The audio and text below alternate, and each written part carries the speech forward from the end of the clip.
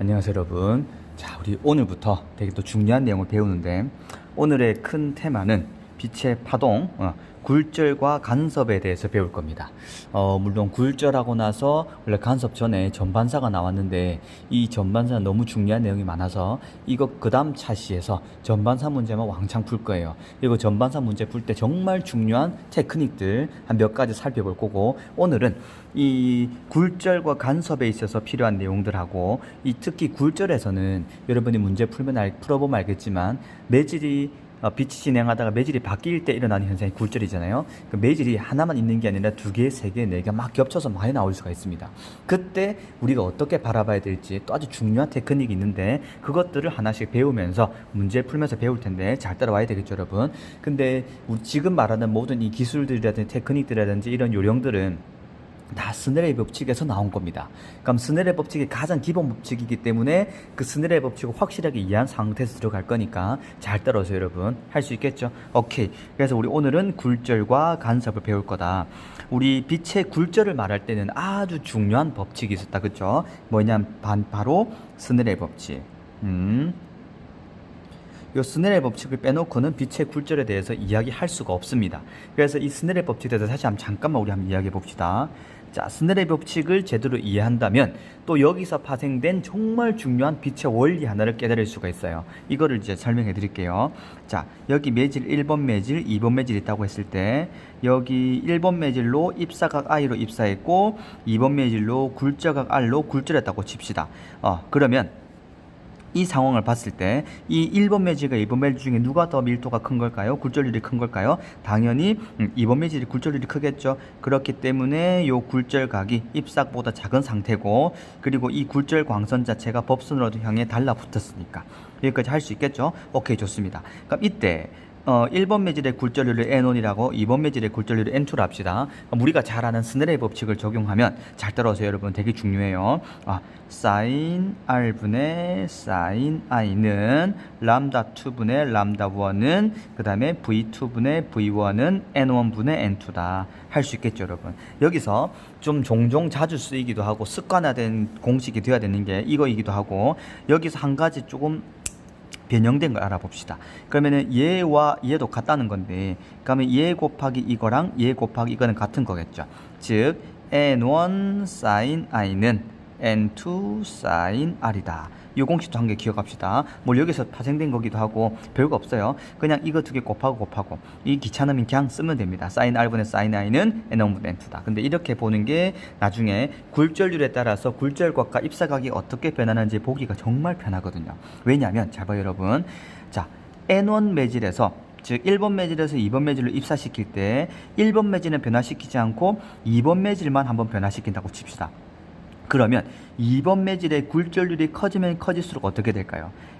얘 값이 요 2번 매질의 굴절률이 커지면 커질수록 당연히 얘는 일정하기 때문에 이 값이 작아져야지 일정할 수 있겠죠. 따라서 굴절률이 크면 클수록 사인 R이 작아지기 때문에 굴절각이 점점 작아지는 걸 볼 수 있습니다. 그래서 굴절하는 매질, 요 굴절률이 크면 클수록 굴절각이 작아진다. 이런 관계를 확 판단할 수 있기 때문에 요게 좀 유용하기도 해요. 그래서 이 관계 기억합시다. 할 수 있겠죠, 여러분? 좋습니다. 근데 이제 두 번째로 이거 말고 또 정말 중요한 성질이 있는데 두 가지 경우를 살펴볼게요. 첫 번째. 자, 만약에 1번 매질에서 2번 매질로 진행할 때 스넬의 법칙은 이거였습니다. 1번 매질에서 2번 매질로 진행하네. 그러면은 입사하는 매질 N1 sin I는 굴절하는 매질 N2 sin R, 이게 성립하겠죠. 자, 두 번째 상황을 봅시다. 두 번째 상황을 보면은 2번 매질에서 1번 매질, 오히려 이 미란 매질, 2번 매질에서 1번 매질로 빠져나가는 경우를 한번 생각해 볼게요. 그럼 출발하는 매질이 2번 매질이기 때문에 N2 sin R은 어떻게 될까요? N1 sin I. 자, 여기서 중요한 게 이렇게 생각해 볼게요. 1번 매질에서 2번 매질로 입사시킬 때 이런 게 성립했는데, 그러니까 이제 반대로 생각해서 2번 매질에서 입사각을 R로 해가지고 2번 매질에서 입사각 R로 1번 매질로 진행시키면은 과연 이 굴절각은 얼마가 될지가 되게 궁금하다, 그렇죠? 봅시다. 2번 매질로 어떻게 N2 sin R로 입사시켰습니다. 그럼 1번 매질이기 때문에 당연히 N1이겠죠? 그런 다음에 입사각을 모르니까 사인 세타를 합시다. 굴절각을 모르니까. 근데 위의 식에 의하면은 얘랑 얘랑 같으면은 얘랑은 똑같은 거겠죠. 그럼 N1이고 sin I. 따라서 N1 sin I가 된답니다. 자, 이거는 엄청나게 중요한 의미를 담고 있는데 무슨 의미를 담고 있냐면 이거가 똑같으니까 얘가 똑같네. 즉 빛은 1번에서 2번으로 진행할 때 하고 2번에서 1번으로 진행할 때, 즉 2번에서 역으로 진행할 때 그 처음의 상황, 1번 매질에서 2번 매질을 올 때 굴절각으로, 굴절각의 크기만큼 2번 매질에서 1번 매질로 입사를 시킬 때는 빛의 경로가 똑같다는 거예요. 이걸 보고 우리 지난번에 수업 시간에 배웠죠? 빛의 역진성이라고 말합니다.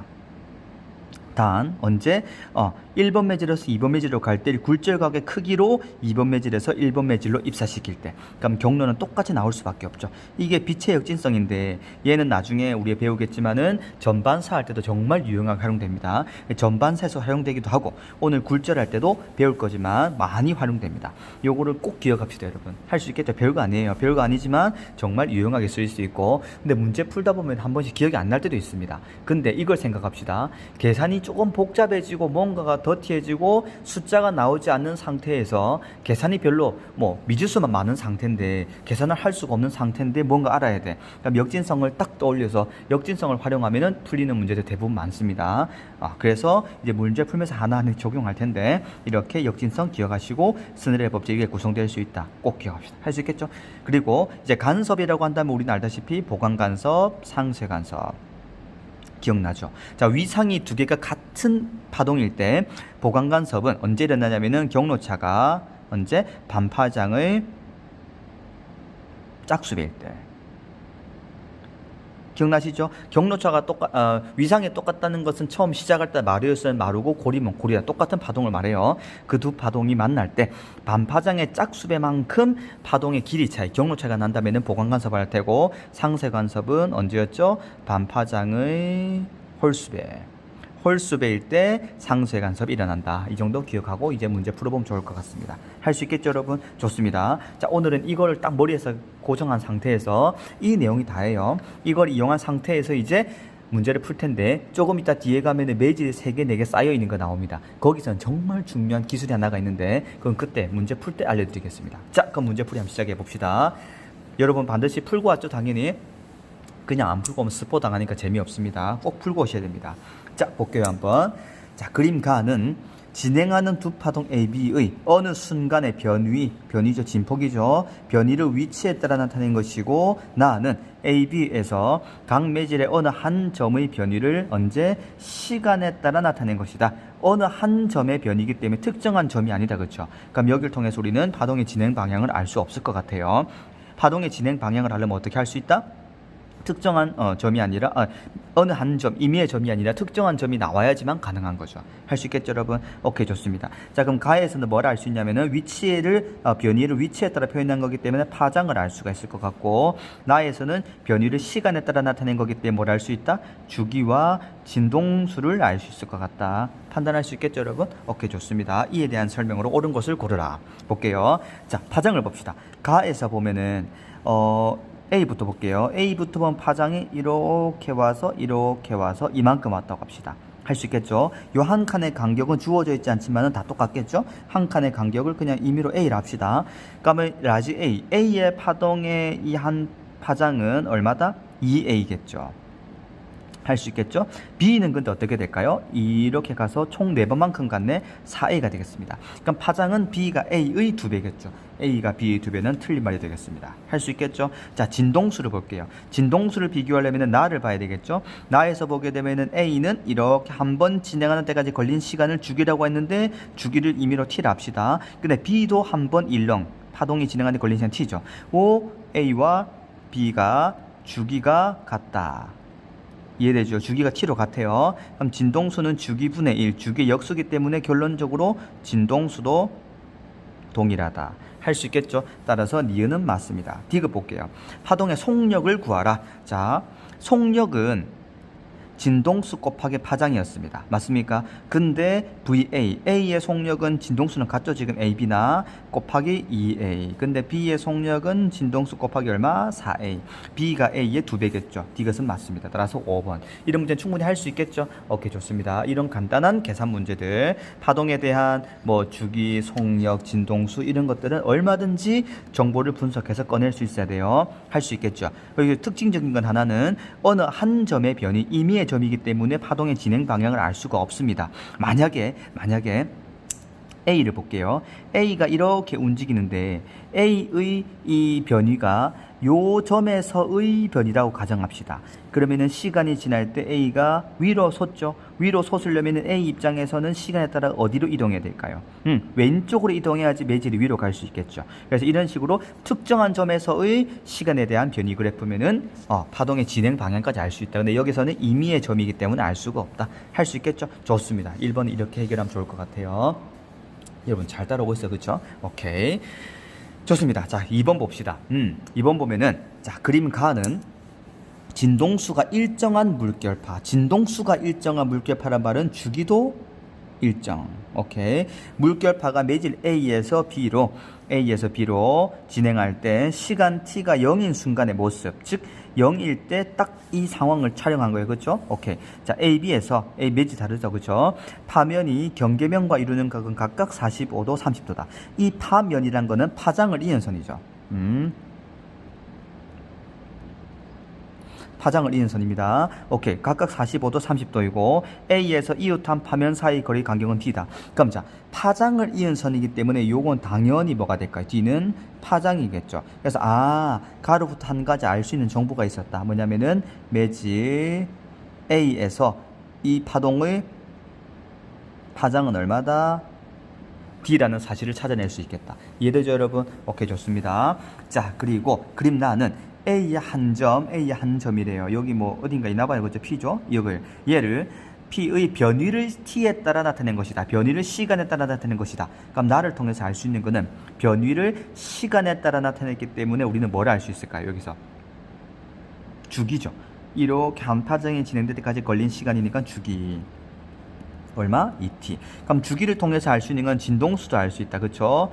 진동수 F는 얼마다? 2t분의 1이다. 여러분 여기까지 판단할 수 있겠죠? 오케이. 여기까지 딱 나왔으면 이제 끝난 거예요. 근데 한 가지 뭘 알아야 하냐면 여기서 파동의 진행 방향이 이렇게 되기 때문에 여기 법선을 딱 그었을 때 파동의 입사각은 얼마를 알 수 있다? 요게 45도면은 따라올 수 있겠죠? 잘 따라와야 돼요. 이게 45분, 얘도 45겠죠? 할 수 있겠죠? 자, 얘가 45면 당연히 이 각은 90도입니다. 알겠죠, 여러분? 이 각이 90도인 상태에서 입사각 또한 45도가 되겠죠? 여기까지 따라올 수 있겠습니까? 오케이, 좋습니다. 이렇게 이해해 주면 좋을 것 같습니다. 오케이, 좋고 뭐 이게 90이니까는 갑자기 헷갈리죠? 이게 90이니까 이게 45니까는 얘도 45, 얘가 45니까 얘도 45. 그래서 이 파면과 매질의 경계면 사이 각이 입사각하고 똑같은 거예요. 파면과 경계면 사이 각이 입사각 굴절각이죠. 여기서는. 그럼 이게 경계면일 때 이렇게 굴절되었다. 그럼 굴절각이 얼마다? 30도다. 할 수 있겠죠. 그래서 가에서는 입사각과 굴절각까지 알 수 있었다. 좋습니다. 자, 기억 볼게요. 물결파의 속력을 구하라네. 자, 우리 속력은 어떻게 구하죠? 물론 속력을 수치로 구하면 참 좋긴 한데 구해야 돼요. 여기서는 간단한 비교를 물어봤습니다. 자, 가만히 보면은 자, 진동수가 일정한 물결파란 것은 하나의 물결파가 진행된다는 것이고 A에서 B로 진행되더라도 이렇게 가더라도 진동수 변할까요? 안 변할까요?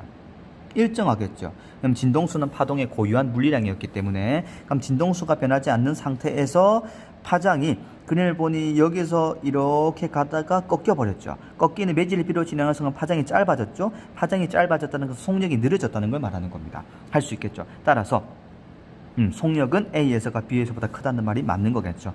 이해되죠, 여러분? 자, 그리고 중요한 게 여기서는 입사각이 45, 굴절각이 30. 입사각보다 굴절각이 크네, 굴절각이 입사각보다 작네. 소환매질에서 밀환매질로 진행됐다. 따라서 소환매질에서 밀환매질로 진행됐기 때문에 속력은 느려질 수밖에 없다. 그래서 A의 속력이 B보다 크다. 자, 한 가지 더 알 수 있는 건 뭐냐면 A하고 B하고 물결파가 진행하는 거기 때문에 속력이 바뀌었네. 그럼 우리는 수면의 깊이까지 판단할 수 있겠죠. 자, 물결파에서는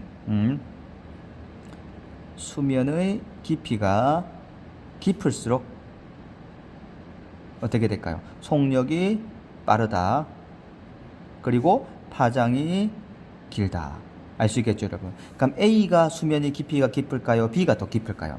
당연히 수심은 A가 B보다 깊은 거겠죠. 그래서 A에서 파장이 길고 속력이 빠르고 B에서 파장이 짧아지고 속력이 느려지는 겁니다. 여러분 이까지 꼭 판단하셔야 돼요. 좋습니다. 자, 이에 대한 설명으로 옳은 것을 고르라. 기역은 맞고 니은 B에서 이웃한 파면 사이 간격은 B의 파장을 말하는 거겠죠. 이거는 간단한 스넬의 법칙을 적용합시다.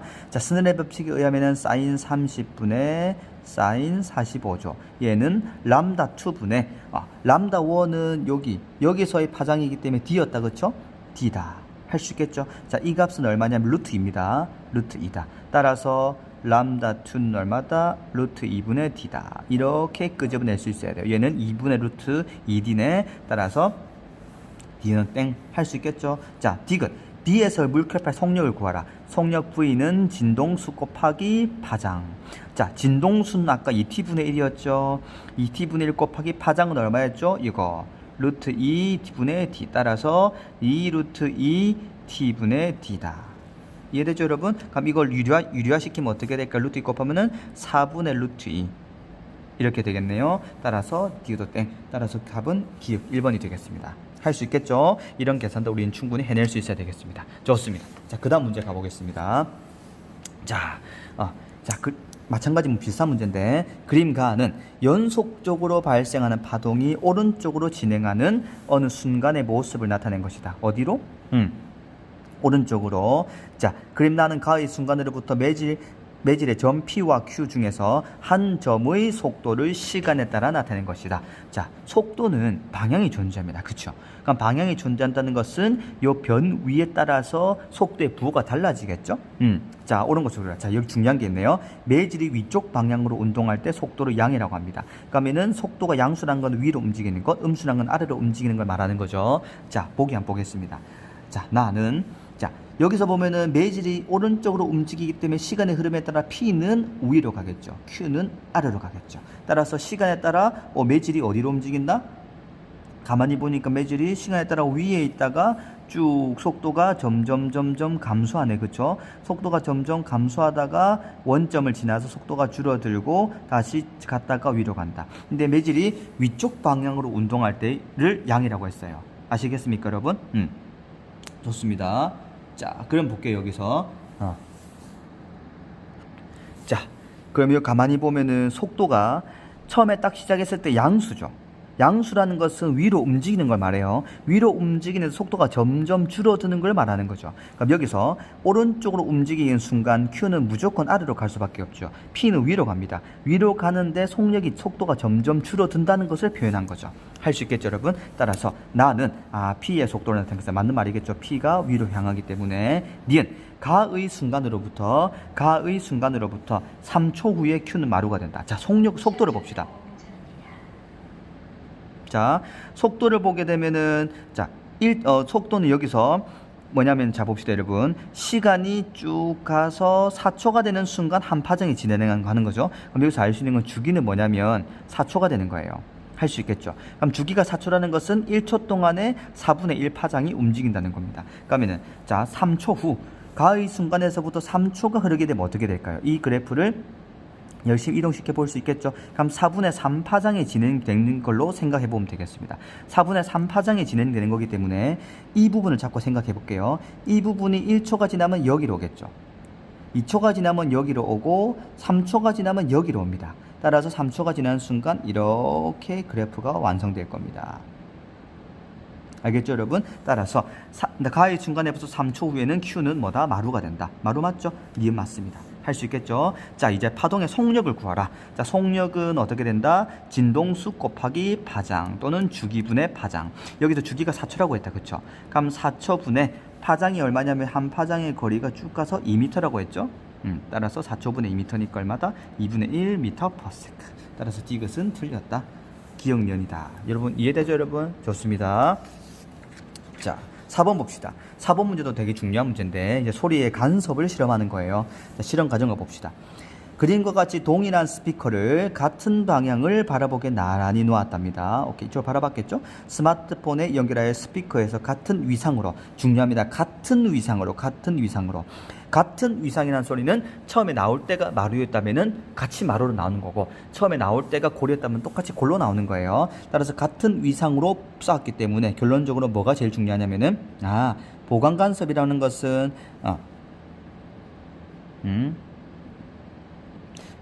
보강 간섭은 언제? 경로차가 반파장의 짝수배일 때.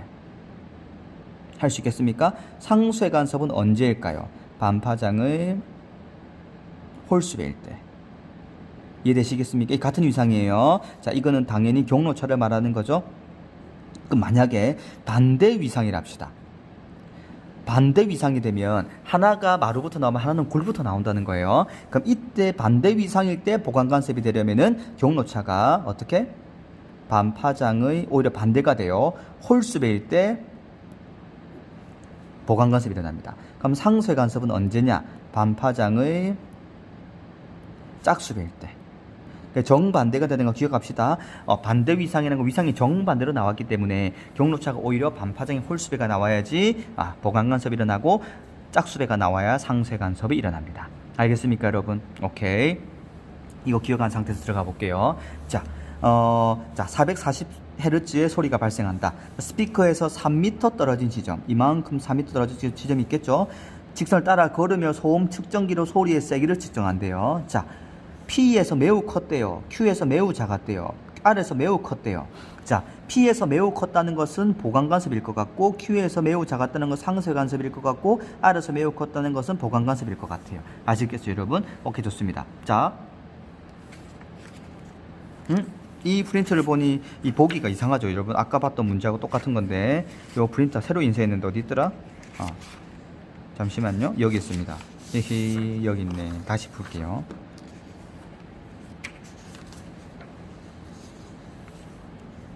자, 4부문제 다시 볼게요, 한번. 그럼 아까 보면은 여기서 스피커가 있고, 간섭 실험이고, 동일한 스피커를 같은 방향으로 바라보게 한 후에 스피커를 연결해가지고 같은 위상의 소리로 441Hz 소리가 발생한다. 자, 같은 위상이다.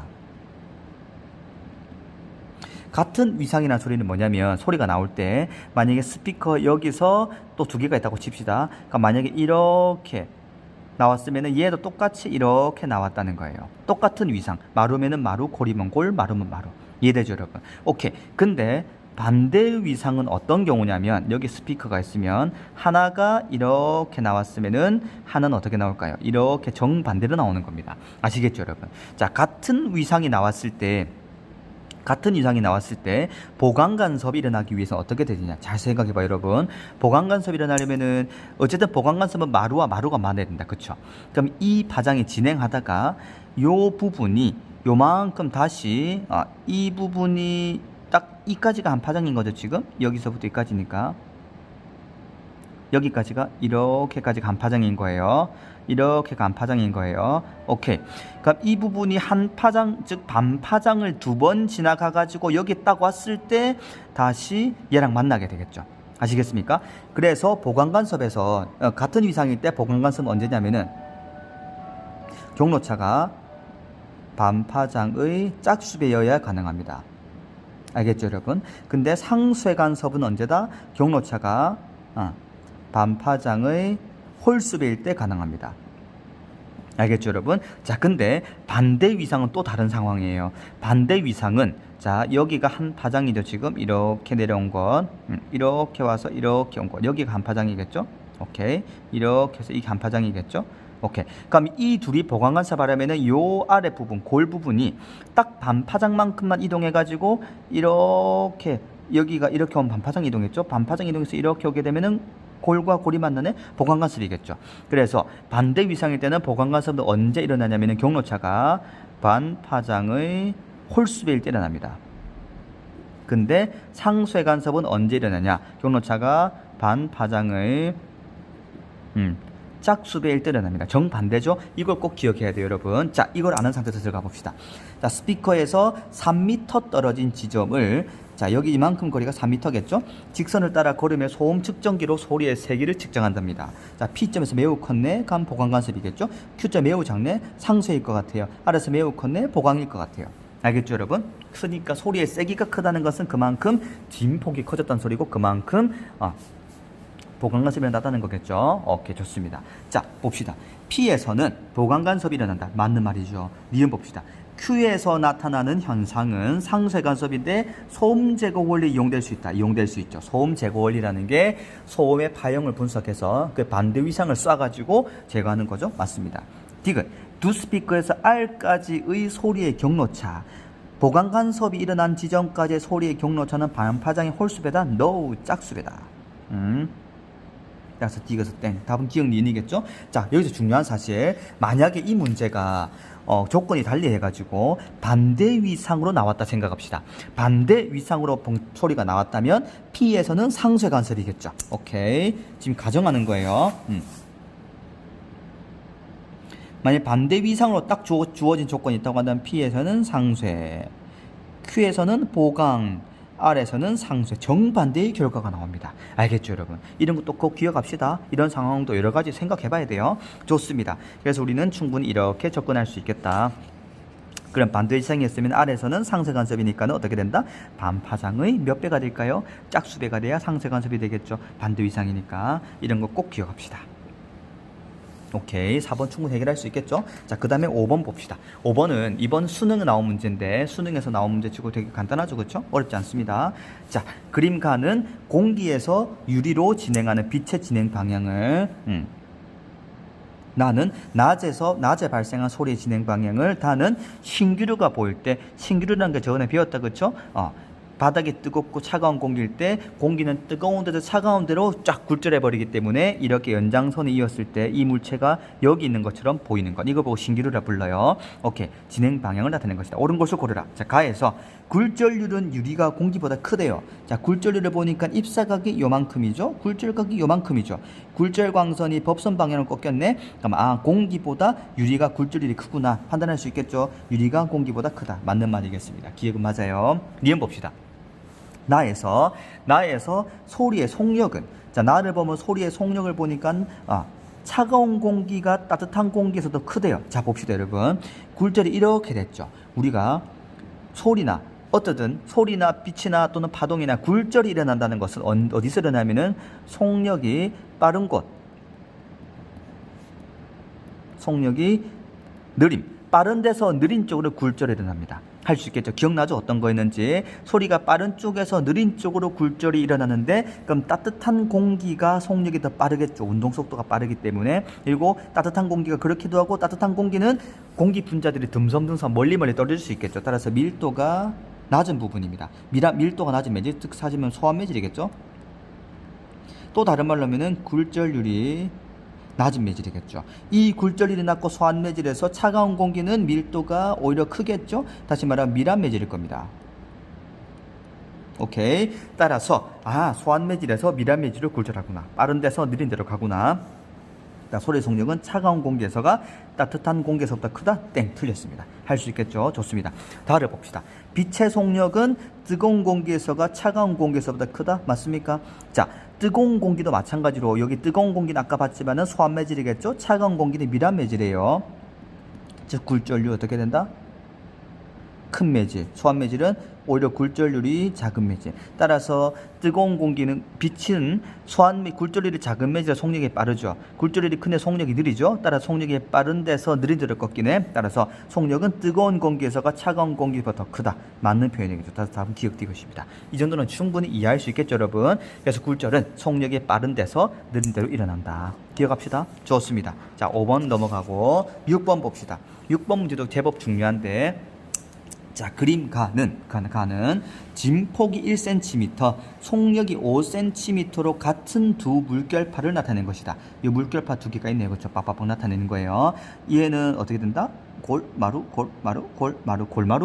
옛날에 교실 바닥에 복도 바닥 골마루였는데 농담입니다. 자, 얘는 마루, 마루부터 이제 마루골, 마루골, 마루골 이렇게 나오네요. 어쨌든 뭐 나온다 칩시다. 자, 그럼 이때 실선과 점선은 각각 뭐다? 물결파의 마루와 골이고, 이번에 수능 문제예요. 점 PQR은 평면상에 고정된 지점이다. 자, 그림 나는 R에서 중첩된 물결파의 변이를 시간에 따라 하는 것이다. 자, 이 R을 보니까 골이었다가 마루였다가 골이었다가 마루였다가, 즉 보강간섭을 자꾸 하는 거죠. 자, 진폭이 1cm가 두 개가 만나서 진폭이 2-2, 즉 결론은 R 지점에서는 보강간섭이겠구나 할 수 있겠죠. 마루가 만났죠, 지금 현재. 근데 마루가 만난 뒤에는 골과 골이 만났죠. 골과 골이 만난 뒤에는 마루가 와서 만나고, 또 골과 골이 만나고, 즉 R 지점은 보강간섭이죠. 근데 Q 지점도 보강이시네요. 왜냐면은 마루가 만나고 있으니까 이후에는 골과 골이 만나겠죠. 따라서 R과 Q는 언제 보강 지점이다. 근데 P 지점은 마루와 골이 만났죠. 이후에는 또 마루와 골이 만나겠죠. 따라서 P 지점 뭐가 된다? 상쇄간섭 지점. 이해되겠습니까, 여러분? 이건 판단할 수 있어야 돼요. 자, 옳은 곳을 고르라. 자, 기억 봅시다. 물결파의 파장을 구하라. 자, 파장은 우리 알다시피 어떻게 구하죠? 자, 속력은 어떻게 된다? 진동수 곱하기 파장. 그럼 파장은 진동수 분의 속력. 할 수 있겠죠? 자, 속력이 얼마였죠? 5였죠. 5였고, 자, 중요한 것은 진동수 분의 1은 주기죠. 따라서 V 곱하기 T도 가능합니다. 오케이. 자, 그럼 여기서 보면은 속력이 5cm네. 자, 주기는 얼마일까요, 여러분? 주기를 가만히 보니까는 이렇게 한번 파장이 진행된다. 몇 초? 2초가 걸렸죠. 따라서 어떻게 된다? 10cm. 따라서 파장은 10cm 같다는 거죠. 이 정도는 충분히 풀 수 있어야 됩니다, 여러분. 자, 니은 봅시다. 1초일 때 P에서 중첩된 물결파의 변이는 상쇄간섭이 일어나죠. 자꾸 얘는 상쇄간섭이 일어나면 0cm. 그렇죠? 니은 땡입니다. 할 수 있겠죠? 즉 P 지점에서는 진동이 없어요. 상쇄간섭 지점에서는. 자, 디귿 봅시다. 2초일 때 Q에서 중첩된 물결파의 변이를 구하라. 자, 2초가 지나면 한 파장이 진행하는 거죠. 즉 2초가 지나면은 골인 부분은 또 골, 마루인 부분은 또 마루. 알겠죠, 여러분? 즉 위상이 똑같아져요. 한 파장이 진행하는데 걸린 시간이 2초기 때문에 똑같은 게 또 와요. 따라서 Q 지점 지금 보강간섭이죠. 그럼 2초 뒤에도 보강간섭입니다. 할 수 있겠죠? 따라서 물결파의 변이는 0이 아니라 몇 cm다? 마루니까 2cm다. 따라서 답은 기억 1번이겠습니다. 할 수 있겠죠? 그럼 만약에 Q 지점에서 1초가 지나면 어떻게 될까요? 1초가 지나게 된 변이가 처음에는 0초일 때는 2cm다가 1초가 지나면은 마이너스 2가 되겠죠. 또 1초가 지나면 2초가 되면 2cm. 이렇게 이해하면 될 것 같아요. 좋습니다. 따라서 6번은 1번이다. 자, 그 다음 7번 봅시다. 7번도 되게 재밌는 물결파 문제인데, 그림은 두 점 S1, S2에서 같은 진폭과 같은 위상,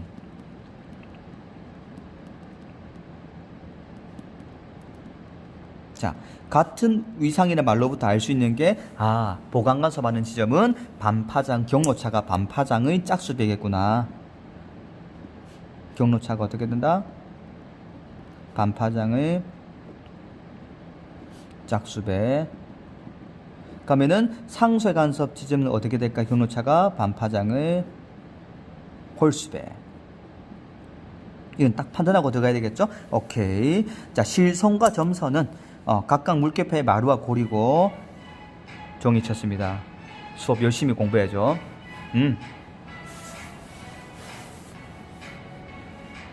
지금 3학년 시험 치고 있을 거야, 아마. 그래서 시험 치는 종 치고 막 하는데, 시험 잘 쳐야 된다, 그쵸? 시험을 시험 쳐야 돼요. 너무 빡세게 하면 점수가 안 나올 수도 있어요. 열심히 합시다. 자, 실선과 점선은 각각 마루와 골이고, 두 물결의 주기는 얼마다? 0.1초다. 자, PQ는 각각 S1, S2로부터 일정한 거리에 있는 지점이다. 자, P를 보니까 마루와 마루가 만나죠? 마루와 마루가 만나네, 보강 지점. Q는 어떻게 될까요? 마루와 골이 만나네, 상쇄 지점. 오케이. R은 없네. 자, 좋습니다. 옳은 곳을 고르라. 자, P. 자, P는 보니까 마루와 마루가 만나네, 보강이다. 맞는 말이죠. 따라서 기억은 맞습니다. 니은 봅시다. 물결파의 높이라는 것은 뭘 말하냐면, 변위를 말하는 거죠. 즉, 보강간섭, 상쇄간섭에 따라서 변이가 달라지기 때문에 이 변이를 말하는 거니까 잘 따라옵시다 여러분. 좋습니다. 자, 변이를 보니까 P에서가 Q에서보다 항상 크대요. 물결파의 높이를 보면 P 같은 경우는 보강간섭이기 때문에 진폭이 두 개가 만나서 진폭을 만약에 같은 진폭이기 때문에 A를 합시다. 그럼 P에서는 보강일 때는 보강간섭일 때는 진폭이 얼마죠? A와 A가 만났으니까 2A가 되겠죠. 근데 둘 다 계속 보강간섭이에요. 근데 보강간섭 하는데 이렇게 하면 안 되겠다. 그쵸? 언제냐면은 마루가 만났을 때 진폭은 2A겠죠. 근데 P에서 골과 골이 만났을 때 진폭은 얼마가 될까? 마이너스 2A겠죠. 이해되죠 여러분? 근데 Q는 상쇄간섭 지점입니다. 상쇄 지점이기 때문에 항상 마루와 골이 만나죠. 얘는 변이가 0이에요. 그러면은 P는 Q보다 변이가 큰 지점도 있고 Q보다 변이가 작은 지점도 있습니다. 알겠죠 여러분? 항상 큰 거 아닙니다 여러분. 변위란 거죠. 높이라는 것은 위 0보다 큰 부분 그리고 낮은 부분 둘 다 있기 때문에 꼭 기억해야 돼요. 자, 니은 땡입니다. 할 수 있겠죠? D가 봅시다. S1에서 발생한 물결파가 P에 도달하는 데 걸리는 시간은 얼마냐? 자, P에 걸리는 시간은 어떻게 구하죠? 우리가 속력을 알아야 구할 수 있겠죠. 자, 봅시다. 주기가 얼마라고 했습니까? 여기서 0.1초라고 했죠. 자, S에서 발생한 물결파가 P에 도달하는 데 걸리는 시간. 자, S1이죠. S1에서 보면은 P까지 거리가 얼마죠? 하나, 둘, 한 파장이죠. 여기까지가. 골이 됐다가 마루 한 파장, 골이 됐다가 마루 총 S1에서 P까지는 총 두 파장입니다. 할 수 있겠죠. 주기가 0.2초라는 것은 한 파장이 진행하는데 걸린 시간이 0.1초. 그럼 S1에서 P까지는 두 파장이기 때문에 0.2초가 걸리겠죠. 따라 D가 맞습니다. 여러분 이해됩니까? 좋습니다. 자, 만약에 또 조건을 바꿔보자. 조건을 바꿔서 같은 위상이 아니라 반대 위상의 물결파를 만들었다 칩시다. 반대 위상을 만들게 되면은 P에서 보면은 하나, 둘, 셋, 넷 경로차가 반파장의 4배죠. 여기서 보면은 하나, 둘, 셋, 넷, 다섯, 여기서 반파장이 어떻게 된다? 반파장의 6배가 되겠죠. 따라서 경로차는 P에서는 경로차가 반파장의 짝수배다. 왜냐면은 P에서 보면 S1으로보다는 반파장의 4배, S2로보다는 반파장의 6배. 그럼 반파장의 2배가 되겠죠. 근데 Q에서는 어떻게 되냐면은 하나, 둘, 셋, 반파장의 3배. 하나, 둘, 셋, 넷, 다섯, 여섯, 반파장의 6배. 그럼 반파장의 3배이기 때문에 반파장은 홀수배겠죠. 그래서 얘는 왜 홀수배냐? 반파장의 경로차를 말하는 거예요. 3배이기 때문에. 이때 경로차라는 것은 S1으로부터 P까지, S2로부터 P까지의 경로의 차를 말하는 겁니다. 할 수 있겠죠? Q지점에서는 S1으로부터 반파장의 6배, 그 다음에 S2로부터는 반파장의 3배. 그 차이는 반파장의 3배가 되겠죠. 그럼 중요한 게 뭐냐?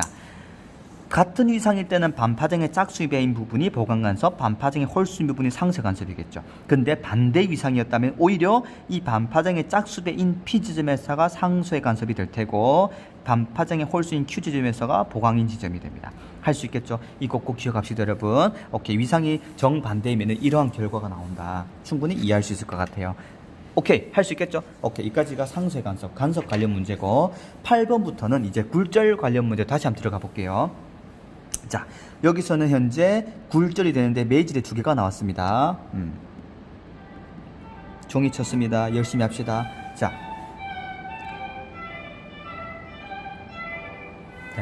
딴딴딴딴딴딴딴딴.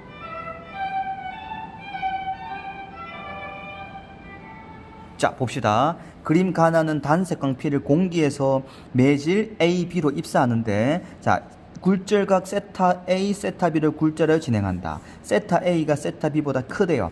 자, 매질 2개라고 강조한 이유는 매질 2개가 아닌 것도 있겠죠. 3개, 4개도 있을 수 있죠. 우리는 거기서 그렇게 나올 때 어떻게 빨리 해결할지에 대한 테크닉을 배워야 됩니다. 그걸 좀 이따 하도록 하고, 자, 봅시다.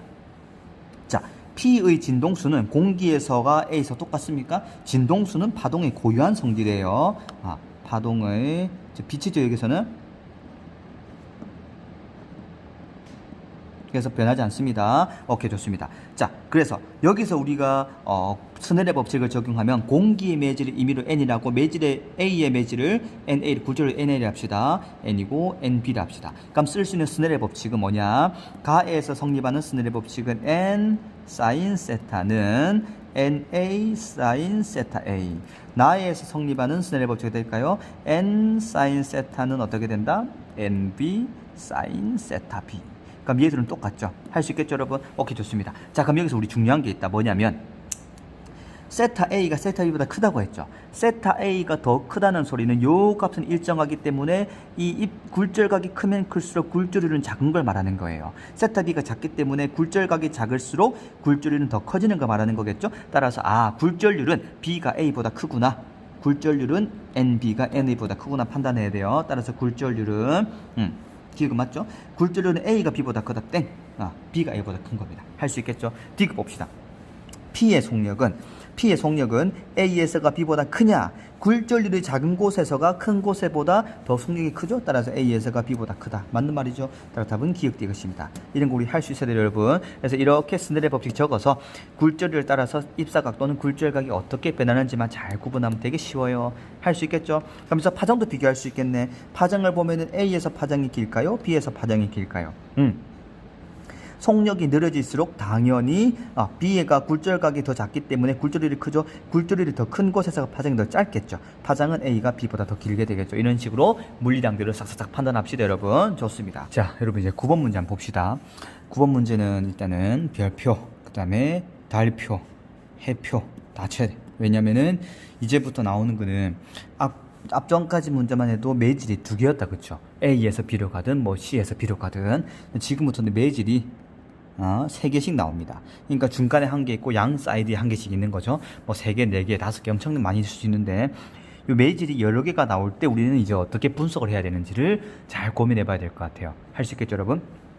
오케이, 그래서 잘 보면은 자, 일단은 이 상황을 보면은 가하고 나를 비교해 봅시다. 자, 가, 나는 각각 물속에 물이 있다면 물속에 물질 A, B를 넣고 단색광 P를 세타각 입사로 입사각 세타로 입사시켰을 때 P의 경로를 나타낸 것이다. 나에서는 B의 입사는 단색광의 연장선과 굴절된 단색광 사이의 간격은 D라고 합니다. 자, 이때 옳은 것을 고르라. 자, 봅시다 한번. 일단은 상황을 분석해 볼게요. 가 같은 경우는 물에다가 물질 A를 집어넣고 나는 B를 집어넣었어요. 근데 A 같은 경우 보니까는 가 같은 경우는 이 단색광이 P에서 오다가 입사각보다 더 크게 굴절되어 버렸죠. 그리고 굴절 광선이 법선 쪽이 아니라 경계면적으로 꺾여 버렸네. 따라서 이걸 통해서 우리가 알 수 있는 정보는 뭐냐면 A의 굴절률을 NA라고 B의 굴절률을 물의 굴절률을 N물이라 합시다. 그러니까 물의 굴절이 더 크구나라고 판단할 수 있겠죠.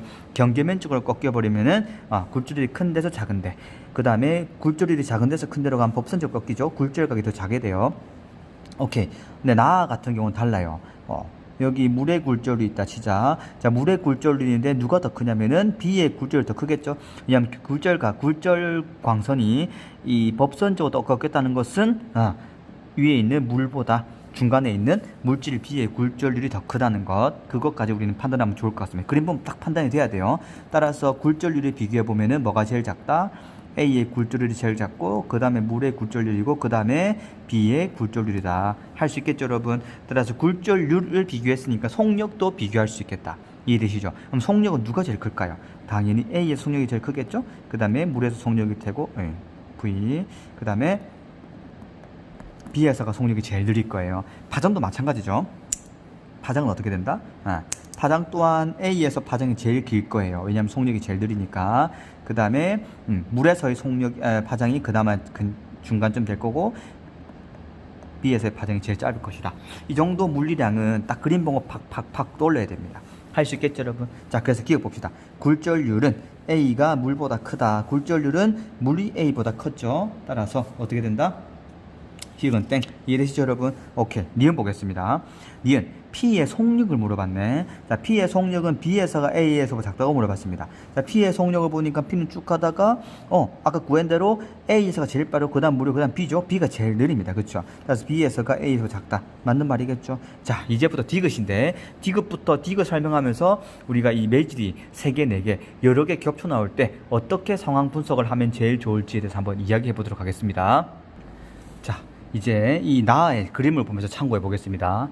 나를 보면 자, P가 물질 B에 들어가서 공기 다시 물로 빠져나오죠. 이거를 아주 간단하게 약간 좀 간편화시켜서 표현해 보겠습니다.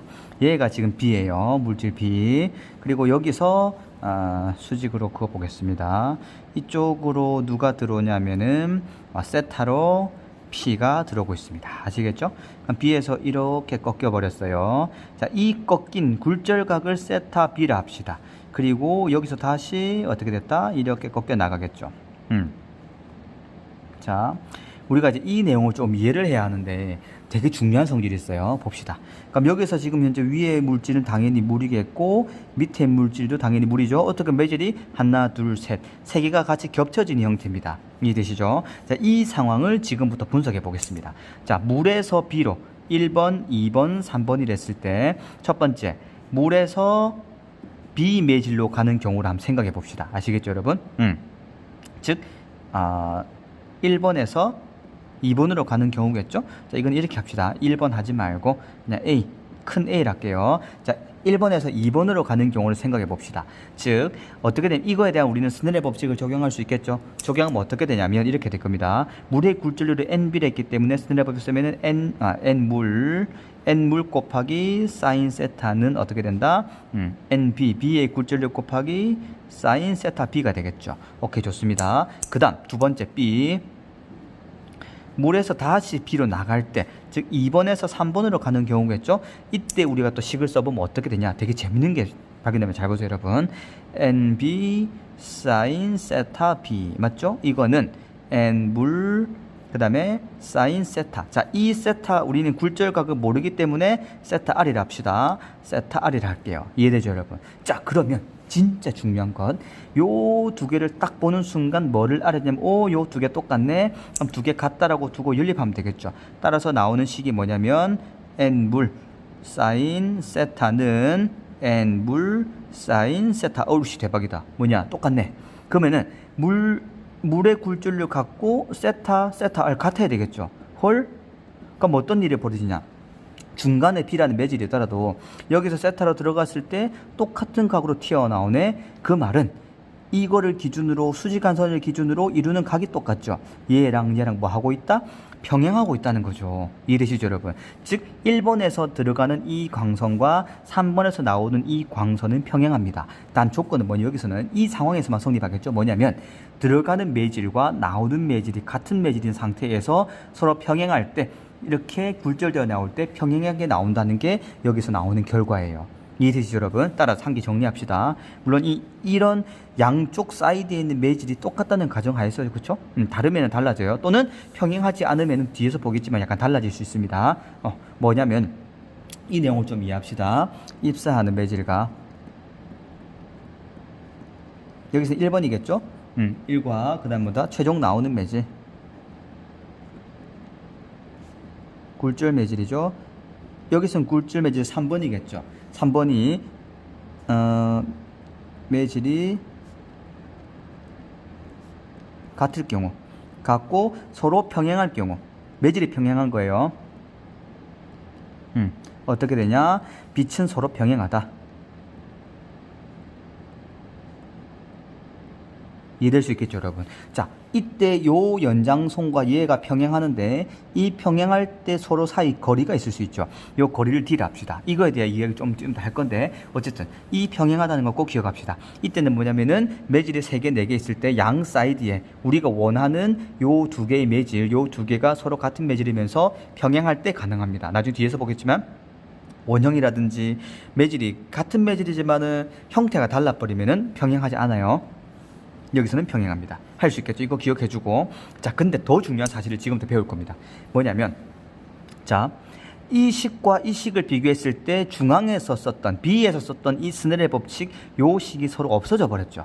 자, 이 수식이 의미하는 바는 뭐냐면 우리가 지금 원하는 거는 여기서 입사시키는 세타와 1번에서 입사하는 입사각과 3번에서 빠져나오는 굴절각 두 개만 비교하고 싶은 거죠. 즉 첫 번째와 세 번째 매질만 비교하고 싶은 거지 중간의 매질은 별로 고려하고 싶지 않은 겁니다. 이해되죠?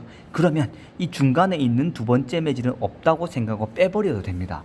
이해되시죠 여러분? 와, 이게 되게 중요한 성질인데, 그래서 쌤은 이걸 뭘 보고 뭐라 부르냐면은 샌드위치 토핑 제거, 샌드위치 토핑 제거라 불러요. 자, 그 말이 뭐냐? 쉽게 생각해서 빵이 있고 그 사이에 토핑이 있겠죠?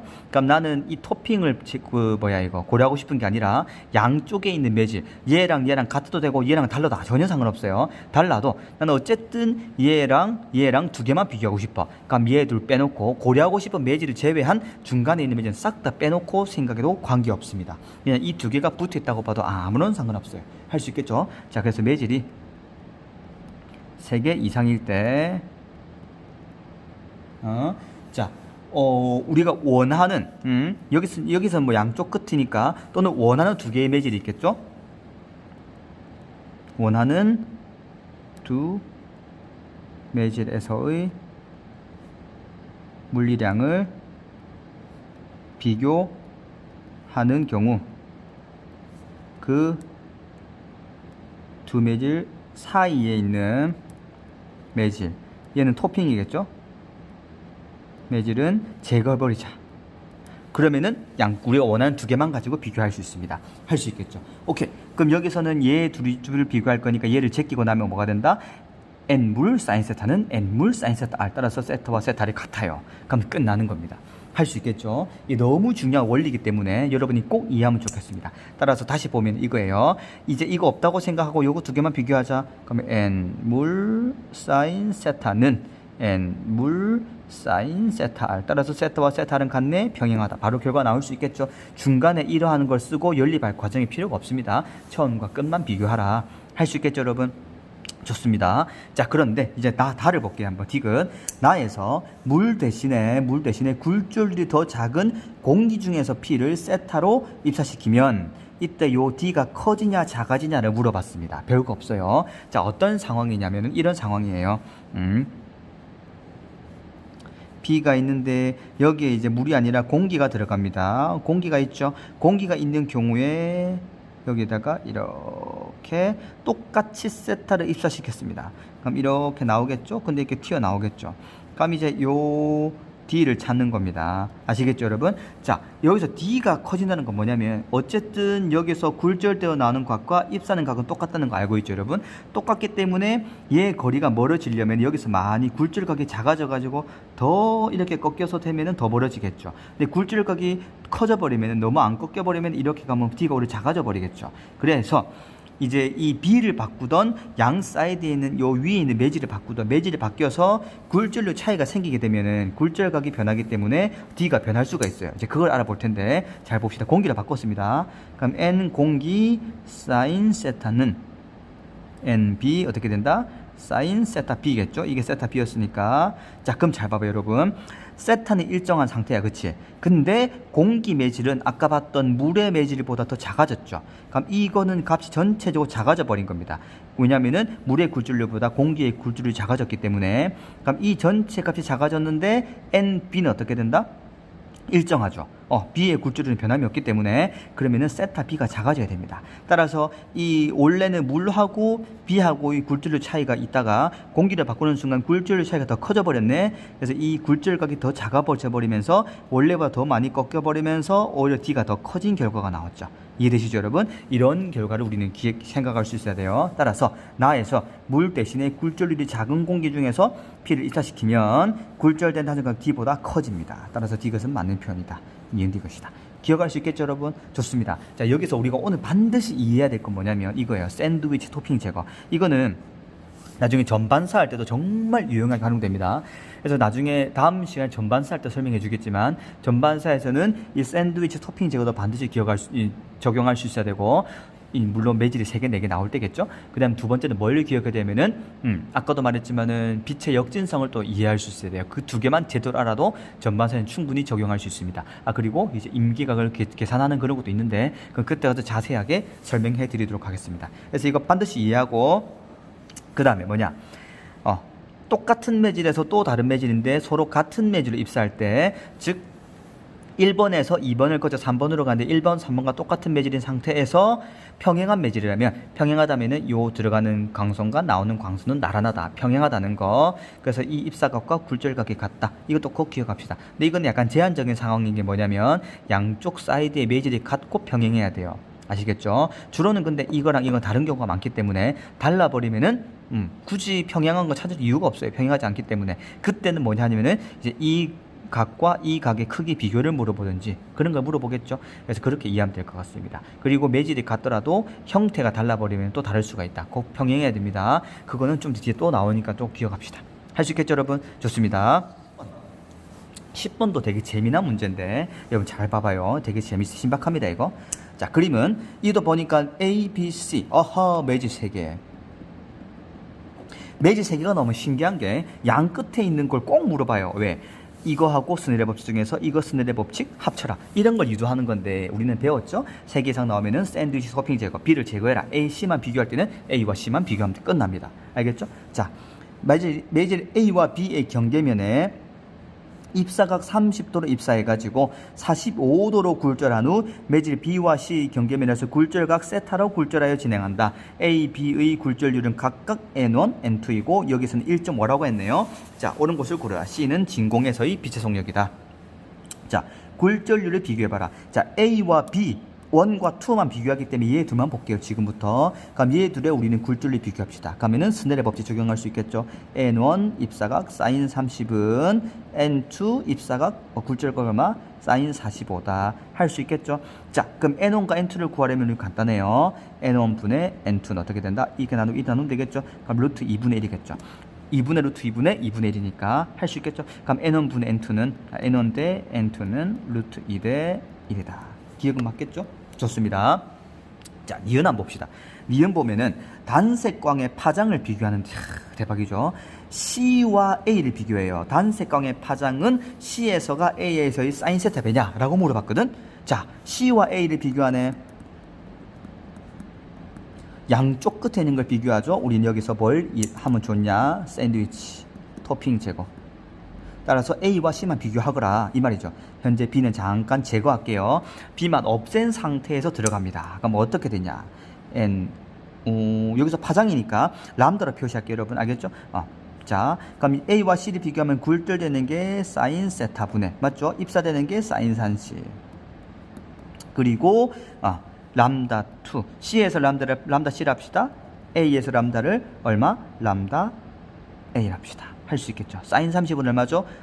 2분의 1이죠. 알겠죠, 여러분? 자, 여기서 가면 C에서가 A에서 몇 배냐? 라고 물어봤거든요. 따라서 이 식을 정리하면은 2분의 1 람다 C는 람다 A 사인 세타다. 근데 C가 A에서 몇 배냐 했기 때문에 C만 남기자. 그러면 람다 C는 얼마다? 2 사인 세타 람다 A다. 따라서 C는 A보다 2 사인 세타만큼 파장이 큰 거죠. 따라서 니은은 땡깁니다. 사인 세타 배가 아니라 2 사인 세타 배입니다.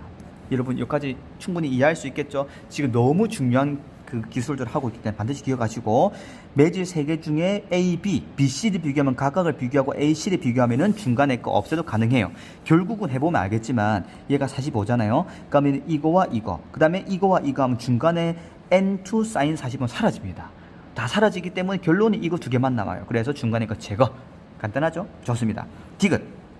C에서의 단색광의 속력을 구하라. C의 굴절률이 주어져 있죠. 1.5. C의 단색광의 속력. 우리 기억나죠? 절대 굴절을 할 때는 얼마였다? 속력분의 광속 C였죠. 광속이 주어졌기 때문에 활용해야 될 것 같아요. 기억합시다. 그럼 V는 N분의 C네. 따라서 V는 얼마가 된다? 1.5분의 C다. 1.5는 2분의 3이죠? 그럼 3분의 2C. 뭐야, 이 사인 세타는? 3분의 2C예요. 사인 3 사인 세타가 아니라 답은 1번이겠습니다. 왠지 이거는 좀 뭐라 해야 될까? 두려움을 주기 위한 이상한 좀 꽈낸 것 같아요. 이제는 11번 문제. 11번 문제도 정말 중요합니다. 이건 아까하고 비슷한 상황이지만 조금 달라요. 자, 보겠습니다. 그림 가와 같이 단색광이 공기에서 반원형 매질 A로 입사한대요. 단색광 공기에서 어디로? 반원형 매질인 A가 아니라 P죠. 여기서 왜 이래 적었지? P입니다. P. P로 입사하여 그 다음에 서로 평행한 두 개의 경계면에서 굴절한 뒤 공기로 진행한다. 공기로 들어가서 공기로 나온다. 현재 매질이 몇 개가 있습니까? 하나, 둘, 셋, 네 개가 있는 거죠. 왜냐 편의상 보면은 요거 하나, 둘, 셋 공기로 빠져나가가 세 개 있다고 생각하면 돼요. 오케이. 단색광이 P에서 매질 Q로 입사할 때 입사각은 세타 제라고 Q에서 공기로 굴절할 때 굴절각은 세타 1이랍니다. 그림 나는 가에서 Q를 뭘로 바꿨다? R을 바꿨다. 매질 바꿨죠? 바꿨을 때 단색광이 지나는 경로이고 R에서 공기로 굴절할 때의 굴절각은 세타 2라고 합니다. 이때 옳은 것을 고르라. 근데 QC 세타 Q가 세타 R보다 크대요. 알겠습니까, 여러분? 자, 이걸 통해서 우리가 알 수 있는 건 뭐냐? 자, 이 조건을 써야 됩니다. 자, 그러면 이제 그림을 보면서 가에서 우리가 적용할 수 있는 아주 간단한 스넬의 법칙을 한번 적용해 보겠습니다. 자, P의 굴절률을 NP라고 Q의 굴절률을 NQ라 하자. P의 굴절률을 NP, R의 굴절률을 NR이라 합시다. 그럼 가에서 성립할 수 있는 우리 스넬 법칙은 NP 사인 세타 제로는 어떻게 된다? NQ 사인 세타 Q. 이렇게 쓰는 방법 연습 많이 합시다. 중요하니까. 자, 나에서는 어떻게 될까요? NP 사인 세타 제로는 NR 이겠죠? 세타 R. 자, 그러면은 요 NP 사인 세타 제로는 변함이 없죠. 똑같이 P에서 똑같이 세타 제로 입사했기 때문에 얘가 달라집니다. 자, 현재 보니까 입사각, 굴절각 세타 Q와 세타 R 중 누가 더 크다 했죠? 세타 Q가 더 크죠. 그럼 여기서 요 둘은 같은 값이 똑같으니까 그럼 Q가 더 커진다는 것은 굴절률이 작다는 거겠죠. 여기서는 R이 더 작다는 것은 뭐가 된다? 굴절률이 더 크다는 거겠죠. 여기서 우리가 판단할 수 있는 게 요 결론으로부터 뭐냐면은 세타 Q가 세타 R보다 크다는 결론으로부터 얻을 수 있는 건 뭐가 되냐면은 굴절률을 비교하는 거겠죠. 굴절각과 굴절률은 반비례한다. 그렇죠? 따라서 NR이 누구보다 크다? NQ보다 크구나. 이거를 이해하면 될 것 같아요. 할 수 있겠습니까? 오케이. 그래서 NR, R의 굴절이 더 크기 때문에 더 많이 꺾였다. 우리는 스넬 법칙 때 많이 했어요. 밑에 있는, 위에 있는 매질은 같더라도 밑에 있는 매질이 밀도가 더 커지게 되면은 오히려 속력이 확 더 느려져가지고 굴절각이 더 작아져 버려. 확 꺾여버린다. 이해되죠, 여러분? 따라서 굴절률은 누가 더 크다? R이 Q보다 크다. 그러면 또 알 수 있는 게 있다. 뭐가 있지? 파장은 람다 R과 람다 Q가 있다 합시다. 파장은 굴절이 작은데가 더 길죠. 속력도 마찬가지예요. VQ, VR 중에 V가 Q에서 더 크겠죠. 이렇게 우리는 충분히 판단할 수 있습니다. 기억. 굴절률은 P가 Q보다 큽니까? No. Q가 P보다 크죠. 오케이. 그렇죠? 여러분 봐봐. PQ가 있을 때 여기서 보면 P가 Q로 갈 때 광선이 법선 방향을 꺾어버렸죠. 그럼 Q가 더 큰 거예요. 따라서 P가 Q보다는 큰 건 틀린 말입니다. 니은. 단색광의 속력을 비교하는데 Q하고 R을 비교하네. 자, QR 중에 굴절률은 R이 더 크죠. R이 더 크기 때문에 속력은 R에서가 더 느려요. 따라서 속력은 Q에서가 R에서보다 작다 라는 말은 틀린 말이 더 빠릅니다. 님도 땡. 그럼 나머지 D은 맞는데 D은 세타 1과 세타 2가 같냐? 라고 물어봤습니다. 자, 같을까요? 다를까요? 너무 중요한 원리인데 잘 봐요, 여러분. 자, 매질이 하나, 둘, 세 개. 하나, 둘, 세 개 있죠. 자, 그러면 아까 말했죠. 여기서 세타 제로로 NP에서 세타 제로로 NP에서 세타 제로로 똑같죠. 그러면은 나는 결론적으로 요거하고 요것만 비교하고 싶어. 요거하고 이것만 비교하고 싶어. 그럼 중간에 있는 R과 Q를 날려버리자. 샌드위치 토핑 제거 씁시다. 샌드위치. 자, 어떻게 쓸 거냐? 자, 봅시다, 여러분. NP 가에서예요. NP 사인 세타 제로는 어떻게 된다? 공기로 빠져나가니까 공기의 굴절률은 N 공기라 합시다. N 공기 사인 세타 1. 이해되죠? 자, 나를 볼게요. 나에서는 똑같이 NP 사인 세타 제로는 N 공기로 나가죠? 사인 세타 2. 보니까 요거 똑같네. 굴절률 공기 똑같네. 세타 1과 세타 2 똑같네. 따라서 똑같습니다. 따라서 기억은 이것은 맞는 말이겠죠. 알겠습니까, 여러분? 이게 너무 중요한 원리예요. 그래서 매질이 3개, 4개, 5개 있을 때 내가 비교하고 싶은 매질 딱 2개만 두고 나머지 샥 중간에 건 날립니다. 더 박혀 있는 거 말고 안에 거 날려야 돼요. 날리고 나면 이거 2개만 하면 된다. 실제로는 이 사이에 요게 같다고 하기 위해서는 요거하고 요거하고 이거 다시 연립하는 귀찮은 과정이 있는데 그거 필요 없이 다이렉트로 빡 가자는 거지. 이해되죠, 여러분? 오케이, 좋습니다. 또 한 가지 더. 공기에서 공기로 갔는데 아까는 이렇게 갈 때 평행했다, 그쵸? 여기서는 근데 요 공기 매질 들어오는 요 부분하고 나가는 요 부분 평행하지가 않죠, 둥그러니까. 그래서 얘랑 평행할 수가 없어요. 아시겠습니까? 물론 여기서 이제 계산을 잠깐 해볼게요. 혹시나 궁금할까봐. 여기서 들어오는 각은 이만큼, 즉 이 광선하고 평행한지 난지 보고 싶은 거잖아요. 그럼 이거하고 이걸 비교해 볼게요, 한번. NP 사인 세타 제로는 어떻게 된다? N 공기 사인 세타 1이죠. 자, P의 굴절률이 공기의 굴절률보다 크다고 합시다. 다를 수 있겠죠. 똑같을 수도 있는데 다르다고 생각합시다. 그럼 여기서 달라버리면은 당연히 여기서는 공기보다 굴절이 더 큰 상황인 거겠죠.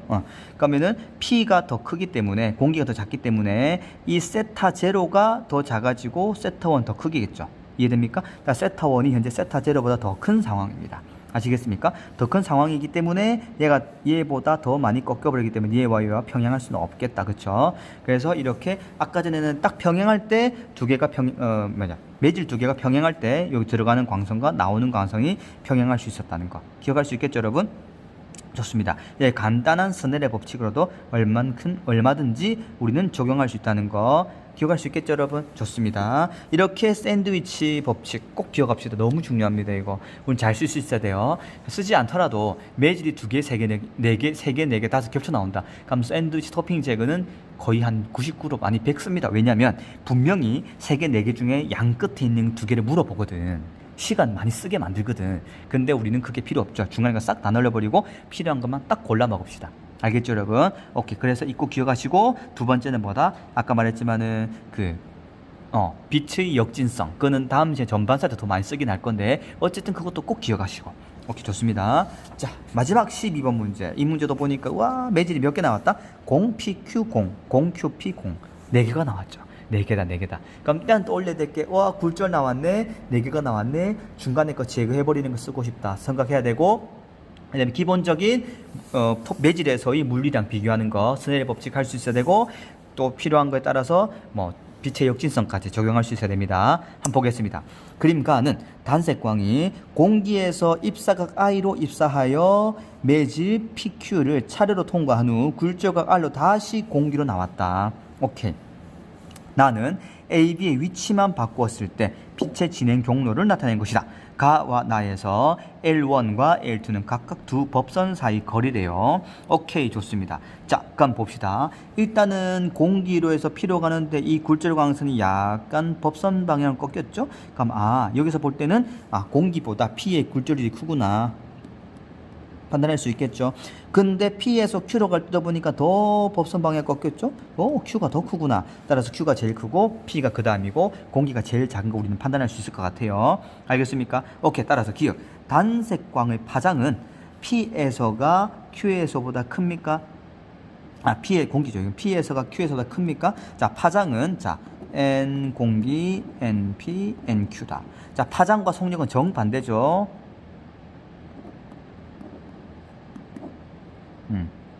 굴절류가 속력과 파장은 정반대예요. 그쵸? 공기, 람다, P, 람다, Q. 자, 굴절률이 이 순서면은 속도와 파장은 정반대로 됩니다. 그쵸? 이렇게.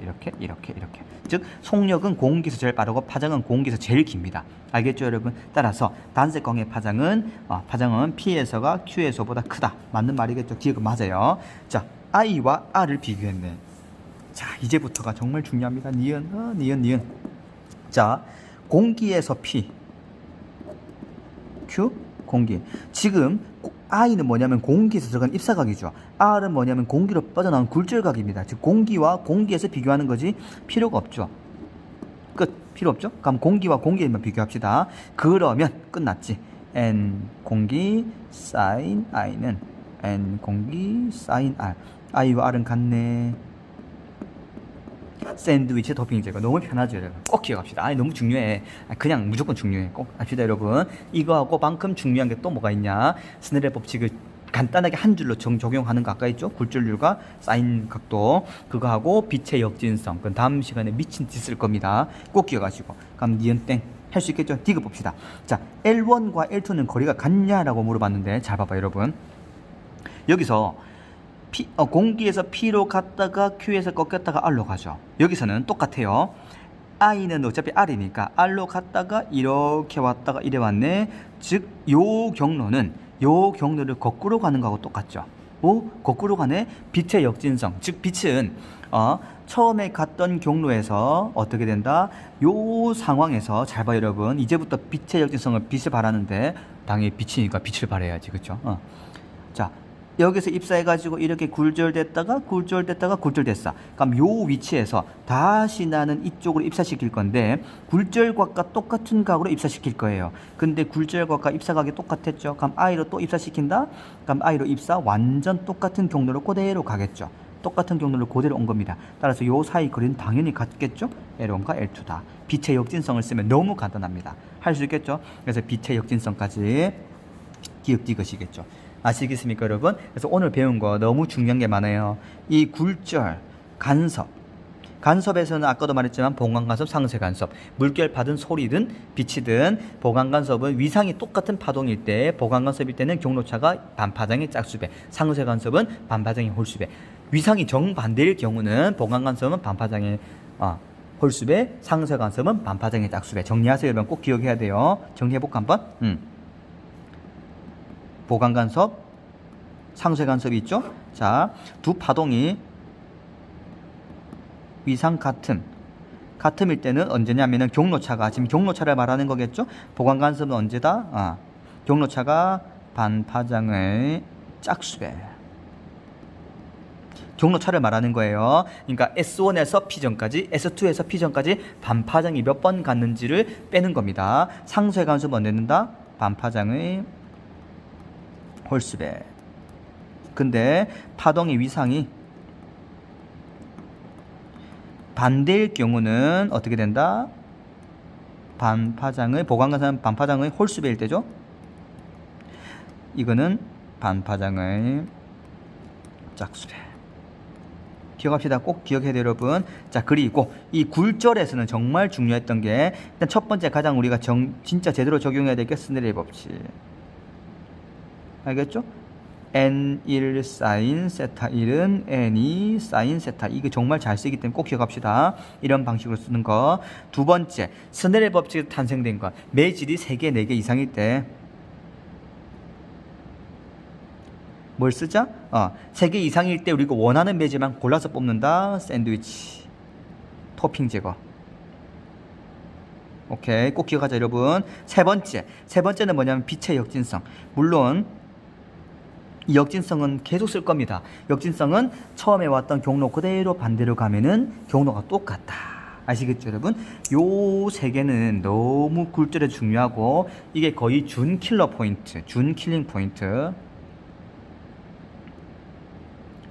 킬링 포인트라는 거는 킬러 문제에서 나올 수 있는 요점들을 말하는데 이건 준 킬러 정도. 3점짜리이긴 하지만 그렇게 난이도 높지 않은 그런 데서 나올 만해요. 물론 킬러로 얼마든지 나올 수가 있겠죠. 킬러로 나온다고 한다면 어떤 형태냐? 다음 시간에 배울 거지만 전반사에서 나올 가능성이 아주 높겠죠. 이런 프리즘에서의 전반사가 어떻게 이루어지냐, 이런 걸 다음 시간에 다룰 겁니다. 재밌겠죠? 흥미진진하죠? 오케이. 어쨌든 이렇게 이 굴절에서 꼭 기억해야 될 부분, 스네렐 법칙, 샌드위치 도핑 제거, 역진성까지 이걸 제대로 이해하게 되면 전반사에서는 이걸 그대로 가져가 가지고 전반사 가능 여부를 따지고 전반사에 대해서 이야기해 보도록 할 겁니다. 할 수 있겠죠, 여러분? 오늘 복습 열심히 해야 돼요. 정리 열심히 하시고 궁금한 거는 질문 계속 하시면 될 것 같습니다. 그러면은 화이팅 합시다. 이어서 화이팅.